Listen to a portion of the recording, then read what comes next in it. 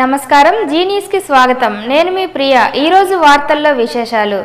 ఆంధ్రప్రదేశ్ మౌలిక వృద్ధికి కేంద్రం మరో కీలక నిర్ణయం తీసుకుంది. బద్వేల్ నుండి గురువందపూడి వరకు 4 లైన్ల హైవే నిర్మాణానికి కేంద్ర మంత్రివర్గం ఆమోదం తెలిపింది.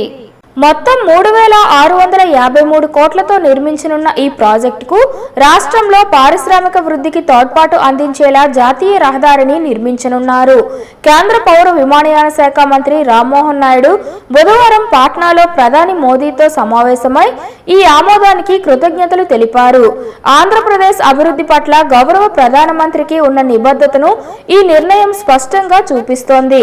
ప్రపంచ స్థాయి మౌలిక సదుపాయాలు మన రాష్ట్రానికి చేకూర్చే కేంద్రం చేస్తున్న ప్రయత్నాలకు ఇది పెద్ద ఉదాహరణ అని ఆయన వ్యాఖ్యానించారు. ఈ హైవే కారిడార్ NH67 బద్వేల్ నుండి NH16 గురువందపూడి వరకు 108 కిలోమీటర్ల మేర విస్తరించి ఉంటుంది. కృష్ణపట్నం పోర్టుకు ప్రయాణ దూరాన్ని సగానికి తగ్గించే ఈ మార్గం రాష్ట్రంలోని 3 ప్రధాన పారిశ్రామిక కారిడార్లను కలుపుతుందని అధికారులు తెలిపారు. 43 లక్షల మానవ దినాల ఉపాధిని ఈ ప్రాజెక్టు కలిగించనున్నట్లు అంచనా. మరోవైపు మే 27న జరిగే టీడీపీ మహానాడు సమావేశంలో తీసుకున్న ముఖ్యమైన రాజకీయ తీర్మానాన్ని కూడా మంత్రి రామ్మోహన్ ప్రధానమంత్రికి తెలియజేశారు. ముఖ్యమంత్రి చంద్రబాబు నాయుడు నాయకత్వంలో ఏకగ్రీవంగా ఆమోదించిన ఈ తీర్మానం ద్వారా టీడీపీ ఆపరేషన్ సింధూర్ కు పూర్తి మద్దతును ప్రకటించింది. దేశాన్ని రక్షించే సైన్యం పట్ల మేము నిలబడతాం. ప్రధానమంత్రి మోదీ నాయకత్వాన్ని టీడీపీ సంపూర్ణంగా మద్దతిస్తున్నది అంటూ ఈ తీర్మానాన్ని మహానాడులో ప్రవేశపెట్టిన కేంద్ర మంత్రి మంగళవారం పాట్నాలో ప్రధానికి అధికారికంగా తెలియజేశారు. జిల్లాలో నైరుతి రుతుపవనాలు వారం ముందుగానే ప్రవేశించిన నేపథ్యంలో జిల్లా యంత్రాంగం అప్రమత్తమైంది. జిల్లా కలెక్టర్ స్వప్నిల్ దినకర్ పున్కర్ అధ్యక్షతన జాయింట్ కలెక్టర్ ఫర్మాన్ అహ్మద్ ఖాన్ తో కలిసి జరిగిన సన్నద్ధత సమీక్ష సమావేశంలో అన్ని శాఖల జిల్లా అధికారులు కలెక్టర్ కార్యాలయ సమావేశ మందిరంలో పాల్గొన్నారు. గత సంవత్సరం ఎదురైన అనుభవాలను దృష్టిలో ఉంచుకొని ఈసారి మరింత సమగ్రంగా పటిష్టంగా ప్రణాళికలు రూపొందించాలని కలెక్టర్ ఆదేశించారు. విపత్తుల నిర్వహణ సంస్థ జారీ చేసిన స్టాండర్డ్ ఆపరేటింగ్ ప్రొసీజర్ ప్రకారం కార్యాచరణను రూపొందించుకొని అన్ని విభాగాలు సమన్వయంతో పనిచేయాలని ఆయన స్పష్టం చేశారు.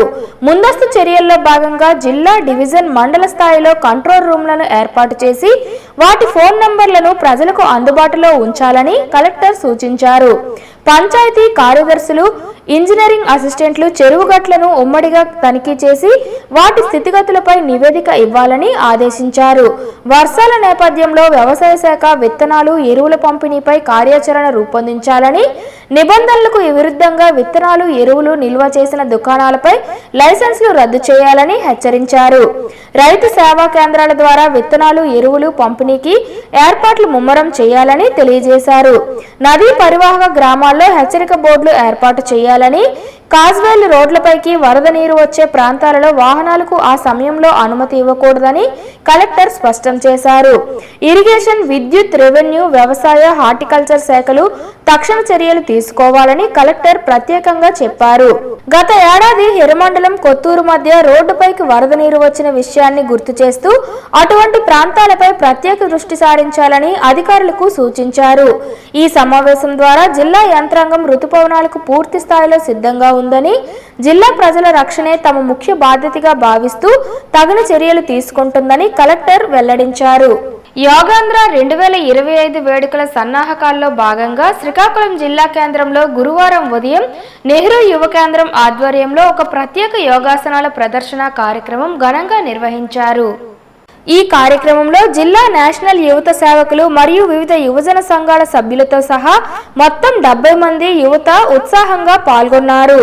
యోగా గురువులు మురళి మరియు టి స్వాతి పర్యవేక్షణలో విశాఖ బి కాలనీలో సాయిబాబా మందిర ఆవరణలో జరిగిన ఈ ప్రదర్శనలో పాల్గొన్న యువత వివిధ రకాల యోగాసనాలను సమర్థవంతంగా ప్రదర్శించి తమ శారీరక దృఢత్వాన్ని, ఫిట్నెస్ ను చాటారు. వాకర్స్ క్లబ్ అధ్యక్షుడు కె మురళీధర్ రావు కూడా యువతతో కలిసి యోగాసనాల్లో పాల్గొని వారికి స్ఫూర్తినిచ్చారు. జిల్లా కలెక్టర్ స్వప్నిల్ దినకర్ పున్కర్ పిలుపు మేరకు జరిగిన ఈ కార్యక్రమానికి Nehru Yuva Kendra deputy director KV Ujwal, accounts officer D Srinivas, set CEO B Prasadarao హాజరై యువతను ప్రోత్సహించారు. ఈ సందర్భంగా నిర్వాహకులు యోగాను ప్రతి ఒక్కరూ తమ దైనందిన జీవితంలో భాగం చేసుకోవడం ద్వారా ఆరోగ్యంగా ఉండాలని సూచించారు. రాష్ట్ర ప్రభుత్వం ఎన్నో ఏళ్లుగా నిరీక్షిస్తున్న కొత్త రేషన్ కార్డుల జారీకు ఈ నెల 7వ తేదీ నుంచి అర్జీలు స్వీకరిస్తుందని, అర్హులైన లబ్ధిదారులంతా గ్రామ వార్డు సచివాలయాలకు వెళ్లి దరఖాస్తు చేసుకోవాలని శ్రీకాకుళం జిల్లా పౌర సరఫరాల శాఖ అధికారి జి సూర్యప్రకాశ్ రావు చెప్పారు. గురువారం శ్రీకాకుళంలో మీడియాతో మాట్లాడుతూ శ్రీకాకుళం జిల్లాలో ఇంతవరకు 6,66,730 రేషన్ కార్డులు ఉన్నాయని, ఇందులో మార్పులు చేర్పులు ఉంటే చేసుకోవడానికి ప్రభుత్వం వీలు కల్పించారని ఆయన స్పష్టం చేశారు. జిల్లా వ్యాప్తంగా వివిధ గ్రామ వార్డు సచివాలయాల్లో ఇంతవరకు 16,000 దరఖాస్తులు వచ్చాయని, కొత్తగా వివాహం చేసుకున్న వారు, ఇతర ప్రాంతాలకు వలస వెళ్లిన వారు, కొత్తగా జన్మించిన పిల్లలు రేషన్ కార్డులో జారీల్లో పేర్లు నమోదు చేసుకోవాలని ఆయన సూచించారు. జూన్ 1వ తేదీ నుండి గ్రామాల్లో చౌక దుకాణాల ద్వారా ఇక నుండి నిత్యావసర వస్తువులు పంపిణీ చేస్తామని అన్నారు. కొత్త రేషన్ కార్డుల జారీ అనేది ఒక నిరంతర ప్రక్రియ అని, ప్రజలు ఆందోళన చెందనవసరం లేదని అన్నారు. రాష్ట్ర ప్రభుత్వం రేషన్ కార్డుల జారీలో 7 రకాల సడలింపులు చేశారని, గ్రామ వార్డు సచివాలయ సిబ్బంది వద్దకు వెళ్లి వివరాలు తెలుసుకొని రేషన్ కార్డుల కొరకు దరఖాస్తు చేసుకోవాలని ఆయన స్పష్టం చేశారు. ఇటీవల మన రాష్ట్ర ప్రభుత్వం తేదీ 5/7/2025 నుండి రైస్ కార్డ్ సర్వీసెస్ ఏవైతే ఉన్నాయో అవన్నీ కూడా పునరుద్ధరించడం జరిగింది. ఈ రైస్ కార్డ్ సర్వీసెస్లో కొత్త రైస్ కార్డు పొందడానికి, అదేవిధంగా రైస్ కార్డు విభజించడానికి, అదేవిధంగా రైస్ కార్డులో సభ్యుని పేరు చేర్చడం, తప్పుగా లింక్ అయిన ఆధార్ కార్డు సవరణ చేయడం, రైస్ కార్డు నందు ఇతర వివరాలు మార్చుకోవడం, సభ్యుని తొలగింపు, అదేవిధంగా రైస్ కార్డు సరెండర్ కేటగిరీ, ఈ విధంగా 7 రకాలైన సర్వీసెస్ని మళ్ళీ పునరుద్ధరించడం జరిగింది. కాబట్టి జిల్లాలోని ప్రజలందరూ, main especially card holders, rice card holders ఎవరైతే ఉన్నారో వాళ్ళందరూ కూడా ఈ అవకాశాన్ని ఉపయోగించుకోవడం వల్లనే కోరుతున్నాము. ఈ రైస్ కార్డు సర్వీసెస్ అన్నీ కూడా వాళ్ళకి దగ్గరలో ఉన్న గ్రామ వార్డు సచివాలయాల ద్వారా వాళ్ళు ఈ సర్వీసెస్ను పొందవచ్చు. మన జిల్లాలో ఇప్పుడు 1603 రేషన్ డిపోలు ఉన్నాయి. ఆ రేషన్ డిపోల్లో 6,60,730 రేషన్ కార్డులు ఉన్నాయి ప్రస్తుతానికి. కాబట్టి ఈ కార్డుదారులు ఎవరైనా సరే వాళ్ళ తాలూకా రైస్ కార్డు సర్వీస్ పొందాలనుకున్న వాళ్ళు ఈ కేటగిరీ సంబంధించి వాళ్ళు ఈ సర్వీస్ ఉపయోగించుకోవచ్చు. ఇంతవరకు మన జిల్లాలో 16,000 రిక్వెస్టులు నమోదైనాయి గ్రామ వార్డు సచివాలయాల ద్వారా. వాటన్నిటికీ కూడా వాళ్ళ అర్హత మేరకు ఆ సమస్యలన్నీ కూడా పరిష్కరించడానికి చర్యలు తీసుకోవడం జరుగుతుంది. కాబట్టి కార్డుదారులు ఎవరైనా సరే వారి సర్వీసెస్ను పొందడంలో ఎటువంటి ఇబ్బందులు కలిగి ఉన్నా సరే మాకు డైరెక్ట్గా నాకు కానీ, లేకపోతే మండలాల్లో ఉన్న tahsildars, civil supplies deputy tahsildars కానీ వాళ్ళు ఫిర్యాదు చేస్తే ఆ సమస్యలు వెంటనే పరిష్కరించడానికి తప్పకుండా చర్యలు తీసుకుంటాము. దేశానికి రైతే వెన్నుముక్క, రైతులను రాజులను చేయాలనే ప్రధానమంత్రి నరేంద్ర మోడీ ఆలోచన విధానంలో భాగమే వికసిత కృషి సంకల్ప అభియాన్ యాత్రల ముఖ్య ఉద్దేశమని శ్రీకాకుళం జిల్లా ఆమదాలవలస కృషి విజ్ఞాన కేంద్రం కోఆర్డినేటర్ కె భాగ్యలక్ష్మి చెప్పారు.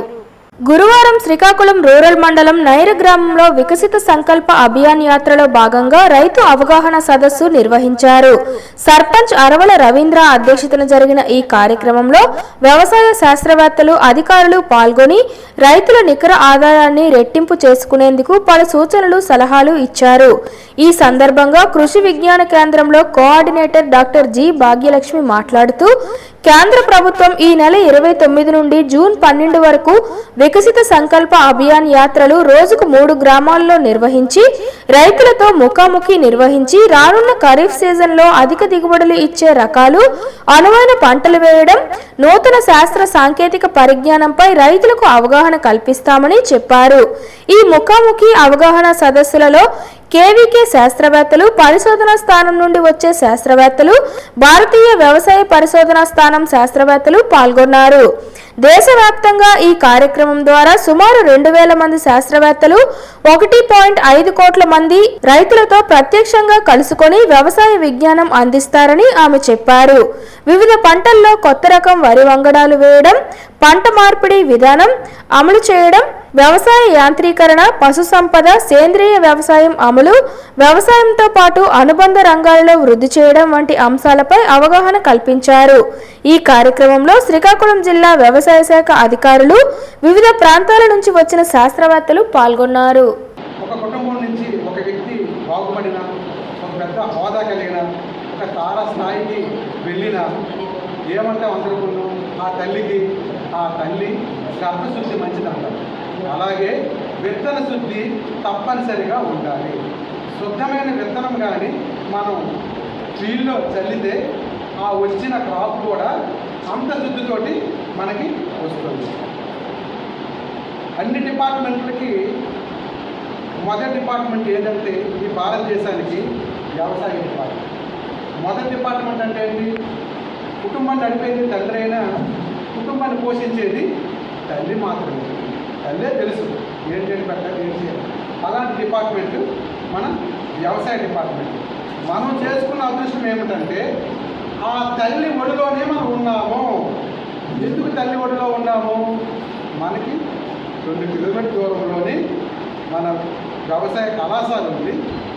3 కిలోమీటర్ల దూరంలోనే ఏమిక కేంద్రాలు ఉన్నాయి. కాబట్టి తల్లి ఒడిలోనే మనం ఉన్నాం. తల్లి ఒడిలోనే మనం ఉన్నామంటే మనం ఎలా ఉండాలి? అందరికీ ఆదర్శంగా మన రైతులు ఉండాలి. జిల్లా మొత్తానికి ఆదర్శంగా మన రైతులు ఉండాలి. ఆదర్శంగా మన రైతులు ఉండాలంటే ఏం చేయాలి?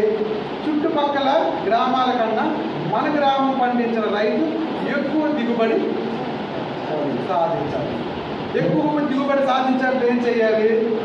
మనం దానికి అనుగుణమైన యాంత్రిక పరికరాలతోటి, సైంటిస్టు చెప్పిన విధానాలతోటి కానీ మనం పంటలు కానీ పండించామంటే ఎక్కువ దిగుబడిని మనం పండించగలం. మనలో చాలా మంది ఆకలి వేసినప్పుడు కడుపు నింపుకోవడానికి కనబడిన స్నాక్స్ ను లాగించేస్తుంటాం. మరీ ముఖ్యంగా ప్రాసెసింగ్ చేసిన ఆహారాన్ని, వేపుళ్లను, ఫ్రెంచ్ ఫ్రైస్, నూడిల్స్ లాంటివి తీసుకుంటుంటాం. కానీ ఇలాంటి ఆహారాల్లో ఎక్కువగా ఉప్పు, చక్కెర ఎక్కువగా వాడుతుంటారు. అందుకే వీటిని ఎక్కువగా తీసుకోకూడదు. వీటికి బదులుగా తాజా పండ్లు వంటి ప్రత్యామ్నాయాలను తీసుకుంటే ఆరోగ్యంగా ఉంటామని Devi Prasad nutrition and fitness centre and Zumba dance coach Battula Devi Prasad తెలిపారు. ముఖ్యంగా ప్రతిరోజు సాయంత్రం పూట మనకు ఆకలి వేసిన సమయంలో స్నాక్స్ కావాలని భావించినప్పుడు ఏదో ఒక పండును తీసుకుంటామని. ఇది మంచి పద్ధతే, కానీ పండుతో మన ఆకలి తీరదు. దీంతో చిప్స్, బిస్కెట్లు, కేక్లు, మిర్చి బజ్జీలు, ఉప్పు కలిపిన పదార్థాలు లాంటివి ఏవేవో తింటుంటాం అని. వీటికి బదులు పండుతో పాటు బాదం పప్పు, పిస్తా పప్పు, జీడిపప్పు, వాల్నట్స్ లాంటివి తీసుకుంటే ఆరోగ్యానికి ఎంతో మంచిదన్నారు.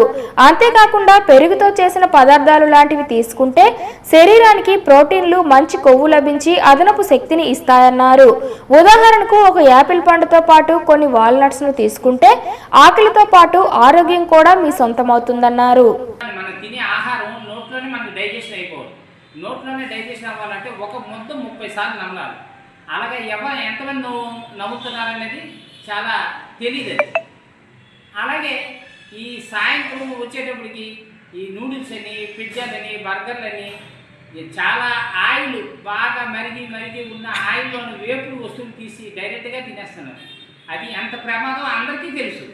అయినా సరే పెద్దలు అవే పెడుతున్నారు, పిల్లలు అవే తింటున్నారు. అవి కాక ఈ నూడిల్స్, మిక్చర్లు ఇవి కాకుండా ఈ ఫాస్ట్ ఫుడ్ సెంటర్లు, కేకులు, బాగా బేకరీ ఐటెంలు విపరీతంగా తింటారు. ఆ బేకరీ ఐటెంలు తయారయ్యేవి అంతా మైదా అనేది ఇదివరకు మనం ఓన్లీ సినిమా వాల్ పోస్టర్లు అంటించడానికి వాడుకున్నాం. ఇప్పుడు దాంతో రకరకాల స్వీట్లు చేసుకొని తింటున్నారు. ఆ మైదా తినడం వల్ల అనేక రకాల రోగాలు మనకు వస్తున్నాయి. అనేక రకాల రోగాలు రావడానికి ఒబెసిటీ.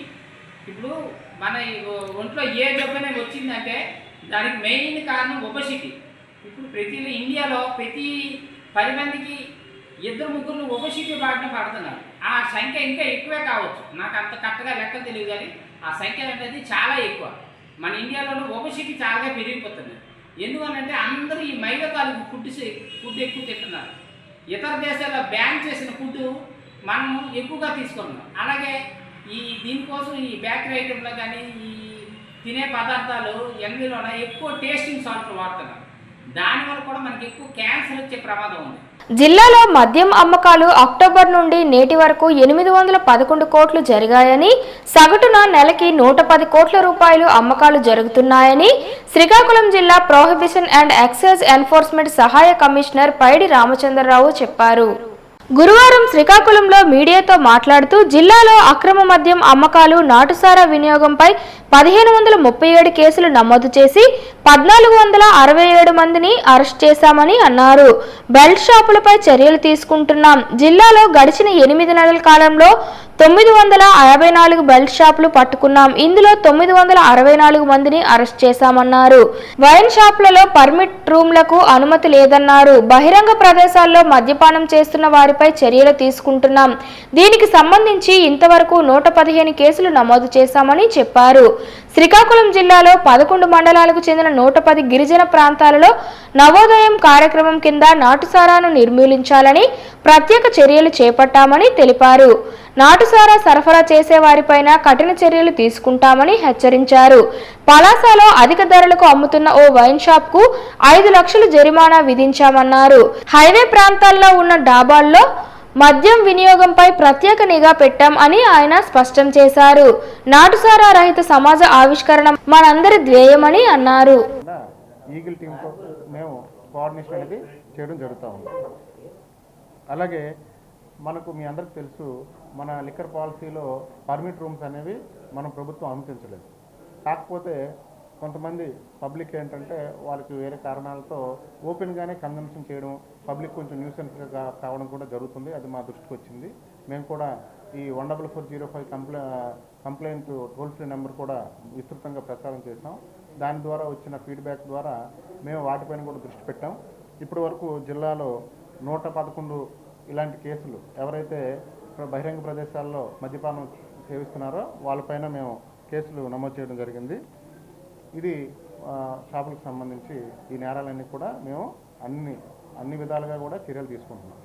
దీంతో పాటుగా ముఖ్యంగా మన జిల్లాలో ఒక 11 మండలాల్లో, అంటే మా ఎక్సైజ్ స్టేషన్లో 6 స్టేషన్ల పరిధిలో 11 మండలాల్లో నాటుసారా అనేది మేము బాగా గుర్తించాం. ఈ నాటుసారా ముఖ్యంగా ఒరిస్సా, ఆంధ్ర సరిహద్దు ప్రాంతాల్లో ఈ నాటుసారా, కొన్ని గిరిజన ప్రాంతాల్లో కూడా ఈ నాటుసారా అనేది బాగా ప్రబలంగా ఉండేది. అయితే కొత్తగా వచ్చిన ప్రభుత్వం జనవరి నుంచి కూడా మేము నవోదయం 2.0 అనే ఒక ప్రతిష్టాత్మకమైన కార్యక్రమాన్ని తీసుకోవడం జరిగింది. అయితే అప్పుడు మన జిల్లాలో ఎలక్షన్ కోడ్ కారణంగా అది మనం ఫిబ్రవరి 19వ తారీఖు నుంచి అధికారికంగా ఈ కార్యక్రమాన్ని అనేది ప్రారంభించడం జరిగింది. ఆంధ్రప్రదేశ్ రాష్ట్ర ఎండియు ఆపరేటర్స్ రాష్ట్ర నాయకులు 26 జిల్లాల ప్రతినిధులు మాట్లాడుతూ రాష్ట్ర వ్యాప్తంగా ఇంటింటికి రేషన్ పంపిణీ వ్యవస్థలో 9260 మంది ఎండియు ఆపరేటర్లు జీవనోపాధి పొందుతూ వారి కుటుంబాలను నెట్టుకొస్తున్నారు. ఈ నెల మే 20వ తారీఖున కేబినెట్ తీసుకున్నటువంటి నిర్ణయం వల్ల సుమారు 9260 ఆపరేటర్లు మరియు 9260 మంది హెల్పర్లు కుటుంబాలు రోడ్డున పడ్డాయన్నారు. వీరందరికీ యథావిధిగా జీవనోపాధి పొందడానికి రాష్ట్ర వ్యాప్తంగా ప్రభుత్వంలో అనేక శాఖల్లో ఉద్యోగాలు, బ్యాక్లాగ్ పోస్టులు ఉన్నాయని, వాటి పరంగా ఎన్నో ఉద్యోగ అవకాశాలు వివిధ శాఖల్లో కల్పించడానికి అవకాశం ఉందన్నారు. గౌరవ ముఖ్యమంత్రి వర్యులు ఈ విషయాన్ని దృష్టిలో ఉంచుకొని 9260 మంది ఎండియు ఆపరేటర్లకు కుటుంబాలకు ఉపాధి చూపించవలసిందిగా కోరారు. ఈ వ్యవస్థ ఎంతో మంది పేద ప్రజలకు, వికలాంగులకు, వృద్ధులకు, అలాగే గతంలో సంభవించిన వైజాగ్, తూర్పు గోదావరి, పశ్చిమ గోదావరి, విజయవాడ వరదల్లో అనేక సహాయ సహకారాలు, సేవలను రాష్ట్రంలోని ప్రజలకు, ప్రభుత్వానికి అందించడం జరిగిందన్నారు. పై అంశాలన్నిటినీ కూడా దృష్టిలో ఉంచుకొని ఈ 9260 మంది కుటుంబాలకు ఉపాధి కల్పించవలసిందిగా కోరారు. ఈ కుటుంబాలు రోడ్డున పడకుండా వారందరూ కూడా జోన్ ఉపాధి పొంది వారి కుటుంబాలకు అండగా నిలవాలని రాష్ట్ర ముఖ్యమంత్రి వర్యులను, ఉప ముఖ్యమంత్రి వర్యులను, పౌర సరఫరాల శాఖ మంత్రి వర్యులను కోరుతూ మా అందరికీ న్యాయం జరిగే విధంగా కృషి చేస్తానని, ఈ కుటుంబాలకు అండగా నిలబడితే 9260 మంది కుటుంబాలు మీ అందరికీ రుణపడి ఉంటామని అన్నారు. ఈ కార్యక్రమంలో పాల్గొన్న వారు రౌతు సూర్యనారాయణ, కిషోర్, సాంబశివరావు, కాజా శ్రీను, సతీష్, కేశవ, సునీల్, శ్రీను, రవి, దేవ, సుధాకర్, విశ్వేశ్వరరావు, వెంకట్, హేమంత్, మన్మద, నవీన్, ప్రభాస్, పైడి వరహ నరసింహులు, నాగేంద్ర, రమణ, కొండబాబు, సిఐటియు రాష్ట్ర నాయకులు ఉమామహేశ్వరరావు, 26 జిల్లా ఎండిఓ ఆపరేటర్లు తదితరులు పాల్గొన్నారు. రాష్ట్ర వ్యాప్తంగా మున్సిపల్ ఇంజనీరింగ్ వర్కర్స్ యూనియన్ ఆధ్వర్యంలో వారి సమస్యలు పరిష్కరించాలని నిరవధిక సమ్మె బాటపట్టారు. వంట వార్పు కార్యక్రమం కూడా 9వ రోజుకు చేరుకుంది. స్థానిక శ్రీకాకుళం నగరపాలక సంస్థ కార్యాలయం వద్ద ఉదయం నుండి విధులు బహిష్కరించి మున్సిపల్ ఇంజనీరింగ్ వర్కర్స్ కార్యాలయ సిబ్బంది 15వ రోజు కూడా నిరవధిక సమ్మెలో పాల్గొన్నారు. Retired employees municipal corporation Srikakulam Routhu Simhachalam సమ్మెకు సంఘీభావం తెలిపారు. ఈ సందర్భంగా మున్సిపల్ ఇంజనీరింగ్ కార్మికుల యూనియన్ అధ్యక్ష కార్యదర్శులు వై శ్యామలరావు, ఆర్ సతీష్ మాట్లాడుతూ ఇంజనీరింగ్ కార్మికుల జీతాలు టెక్నికల్ 29,200 రూపాయలు, నాన్ టెక్నికల్ 24,500 రూపాయలకు గాను పెంచి ఇవ్వాలని, కనీస పెన్షన్ 10,000 ఇవ్వాలని కోరారు. 60 నుండి 62 సంవత్సరాలు పెంచాలని, చర్చలకు తొందరగా పిలవాలని కోరుకుంటున్నాం. అలా జరగని పక్షాన ఈ సందర్భంగా రాష్ట్ర వ్యాప్త ఉద్యమాలు ఉధృతం చేస్తామని, తక్షణమే రాష్ట్ర వ్యాప్తంగా యూనియన్ నాయకులతో చర్చలు జరిపి మా సమస్యలు పరిష్కరించాలని ప్రభుత్వాన్ని డిమాండ్ చేశారు. తక్షణమే ప్రభుత్వం స్పందించాలి. మా ఒక కార్మికుల సమస్యలు ప్రభుత్వం సానుకూలంగా స్పందించకపోతే సమ్మె మరీ తీవ్రతరం చేస్తామని తెలిపారు. ఈ కార్యక్రమంలో మున్సిపల్ ఇంజనీరింగ్ విభాగం కార్మికులు, work inspector, computer operators, DPO, security guards, park workers, water workers, electrical workers, attenders తదితరులు పాల్గొన్నారు. వార్తలు సమాప్తం. మళ్ళీ తర్వాతి బులెటిన్లో కలుసుకుందాం. నమస్కారం.